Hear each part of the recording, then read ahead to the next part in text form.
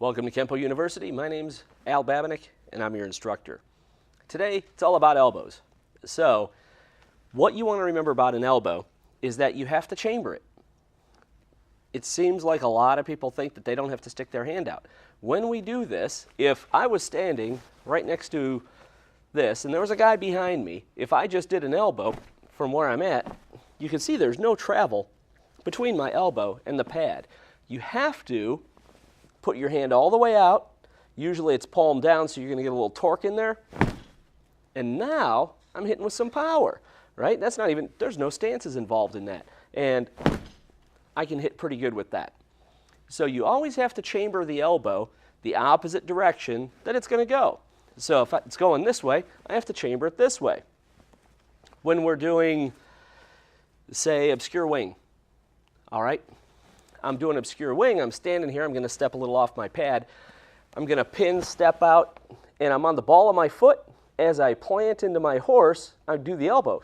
This has to be out for that. And then I'm going to hit down. Now when I hit down, you can see that my hand is chambered down so I can use my legs and the elbow to hit up. So if I'm doing an upward elbow, again, I have to chamber down to hit up. If I'm doing a rear elbow, I have to chamber this way.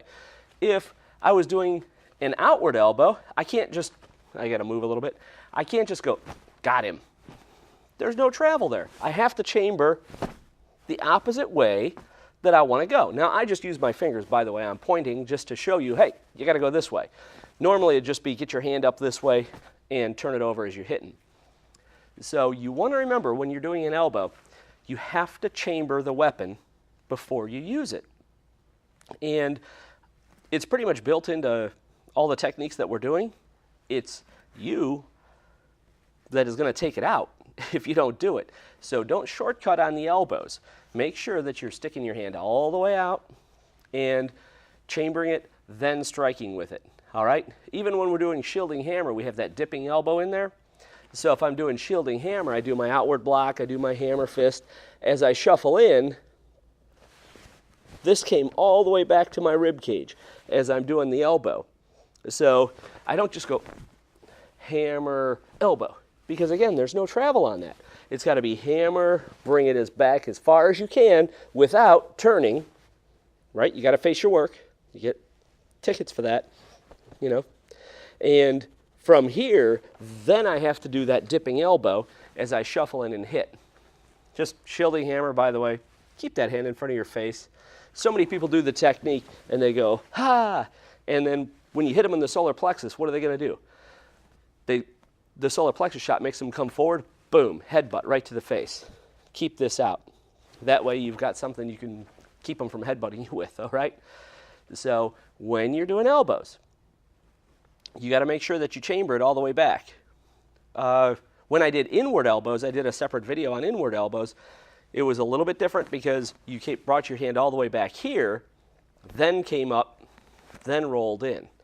So, but again, I can't just go down to my side. If I just went down to my side and I elbowed, you see I've only got about that much travel. When I go all the way back to here, now my elbow's starting, I'm just going to start on the cushion. Now my elbow's starting all the way on the cushion. I bring this up. Now I have a decent amount of travel as I'm hitting, and I want to go square, remember. Watch the inward elbow video if you want more info on that one. So, but on all the other elbows, we want to make sure we chamber. If I'm going back, I chamber to the front. If I'm going up, I chamber down. If I'm going down, I put my hand up. So if the guy's down here, if I went, huh, huh, what is that? Nothing, right? Get your hand all the way up and drop with it. And there's going to be all the stances and all the footwork that goes along with it to help you add power to it. So we got to add our power principles into it. But when you're doing your elbows, you have to chamber your hand. Thank you for watching this video production from Kenpo University.